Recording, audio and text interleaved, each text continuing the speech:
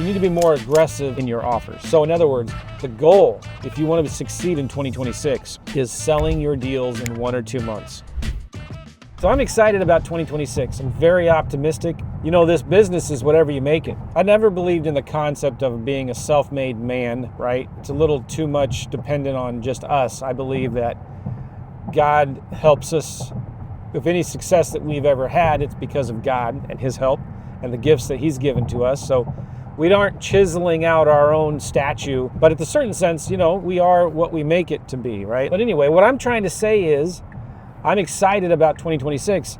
And when you look back at 2025, are you thinking, man, it was a horrible year? Or was it a great year? Thank you so much, God, for the awesome year it was. If you're blaming last year or complaining that it was a bad year, it was probably your fault.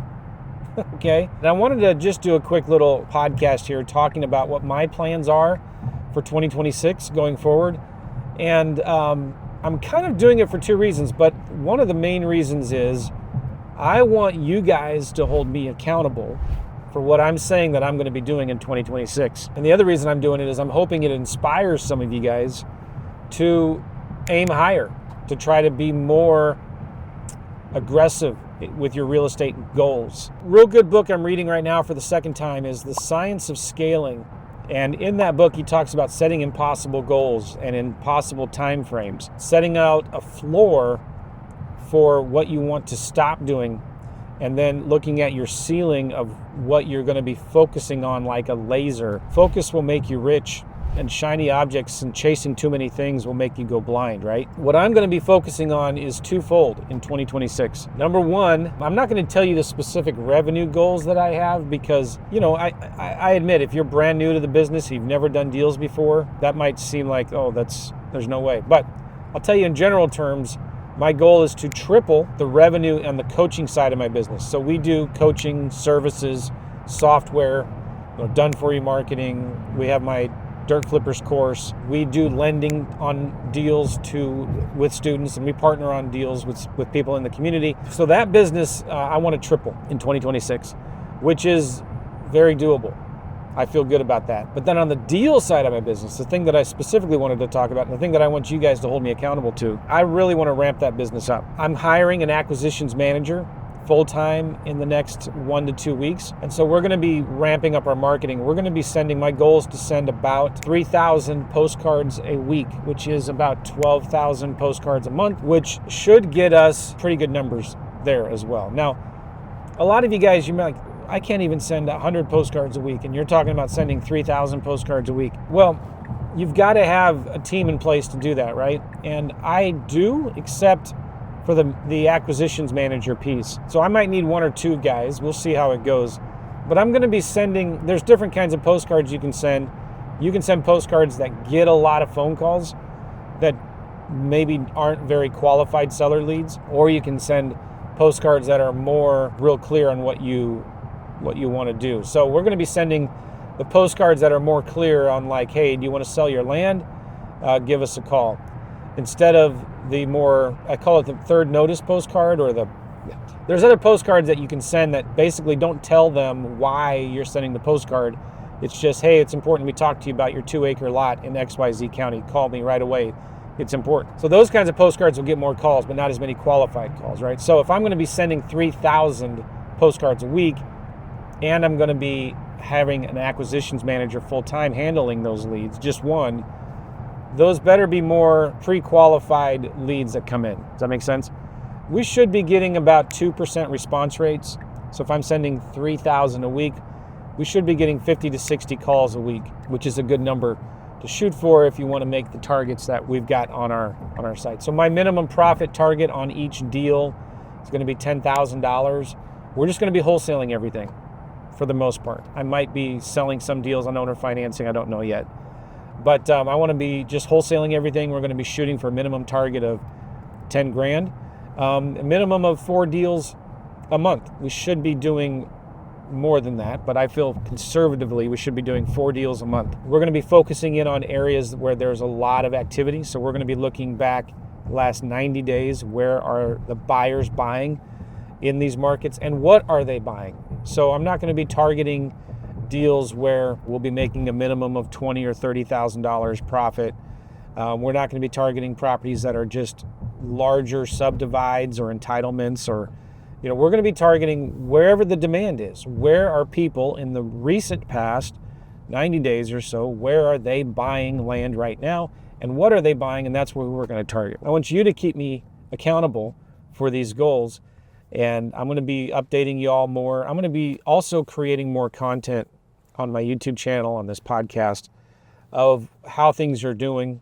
I'm going to be doing less interviews and more like just teaching content. And I also want to be doing more case studies of deals that we are doing and deals that other folks are doing. I'm seeing a lot of activity in our community, more and more people doing deals, more people getting better response rates with their direct mail, and getting more sellers to say yes.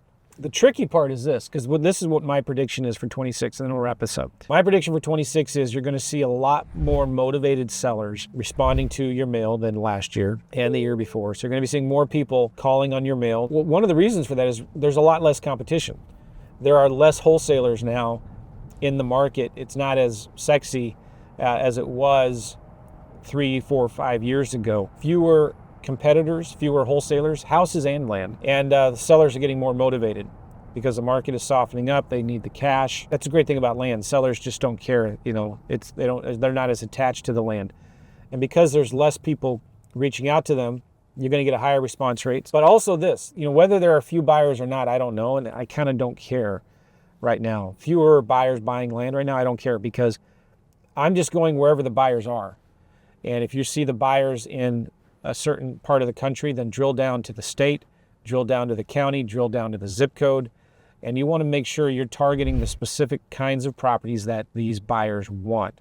And you want to be hyper focused on that. So I don't care if they're buying 20-acre lots or 2-acre lots or quarter-acre lots. I don't care if they're home builders or recreational buyers or what. We're just going to focus on who the buyers and what they're buying and where they're buying it. Make sense? So why did I say that? Because now there's let's say there's fewer buyers or there's less activity, which I don't even know if that's true, but let's say there's less activity now than there was a year or two ago. I'm fine with that because I know that they're buying right now.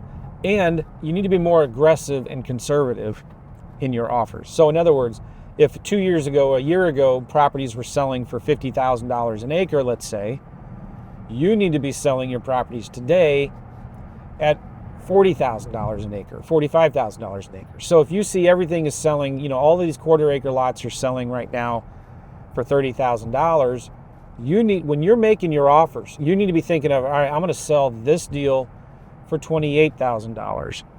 Maybe 10, 15% less than what is currently selling for today. And then you base your offer on that. So you subtract what your minimum profit is, you subtract realtors, commissions, closing costs, whatever. And that's where you need to be. So you need to be more aggressive than ever and conservative on your offers, because you're going to be more conservative on your asking price when you sell the deals. The goal, if you want to succeed in 2026, is selling your deals in 1 or 2 months, okay? It's all about the velocity of capital, not trying to get the most amount of profit as possible. If you're going to survive, if we're going into a recession, and I think we are if we aren't already, you need to be so aggressive and on your pricing for your deals. And you need to be focused on turning your deals and turning your capital every 1 to 2 months and not trying to get top dollar for your properties. So if you only make $5,000 on a deal instead of 10, fine. Once in a while you make 10 or 15 or 20 grand on a deal, that's great. But don't price your property high, aggressive. You want to be aggressive on the low side.